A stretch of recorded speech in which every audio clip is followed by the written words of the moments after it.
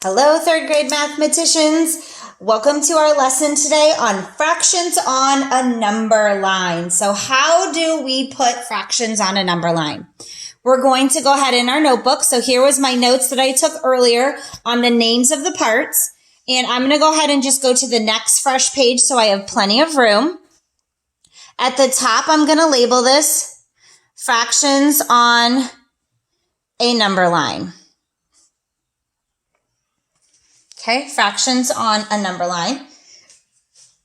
Now, a number line is counting, starting at 0 all the way up. So what we're going to look at for this part of our fractions is all going to be numbers less than 1. So less than a whole pizza or a whole candy bar. The easiest way to start to think about it is by drawing our rectangles. So I'm going to draw a rectangle, kind of longer, just so I have room.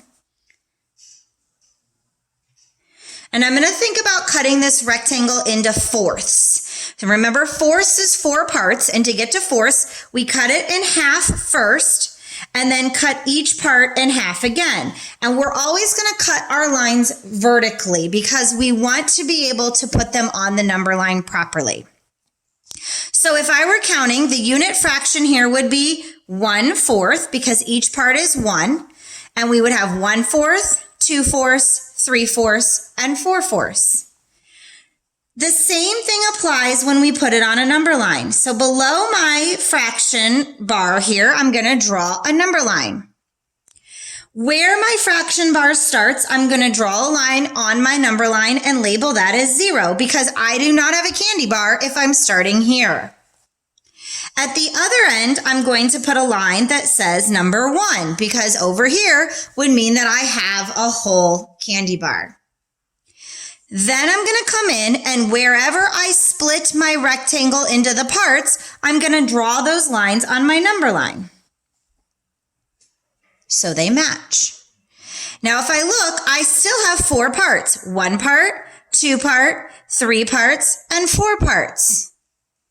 The difference is we're now going to count up. So if I'm here and I go up 1, how many parts have I completed? We have gone 1/4. If I go up another part, I have now gone 2/4. If I count up another part, we have now gone 3/4. And if I go all the way to the end, I have gone 4/4, which is also 1 whole. So my number line is really not that much different than by breaking apart my rectangles. Let's do another one. Go ahead and draw a larger rectangle. We're going to break the rectangle into 6. So remember, 6 means to break it into thirds first, and then cut each third in half again.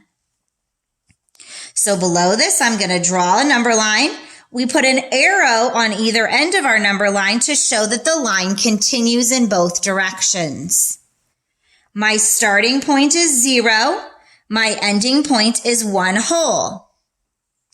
Because this is broken into 6, I need to break my number line into 6. So I'm going to do the same thing. I'm going to break it into thirds first, and then cut each third in half to get my 6 parts. And I'm going to count and check that I end up at 6. So my first jump would be 1/6. My next jump would be 2/6. Then 3/6. 4/6. 5/6. And finally, 6/6 or 1 whole. Same concept. So if I was asked to find 4/6 on the number line, I would break it into this first, count up to get to the 4th, and put a mark. Okay? We're going to do some practice in our book also on this today, but one thing to just think about is the number line is just like breaking a rectangle into separate equal parts.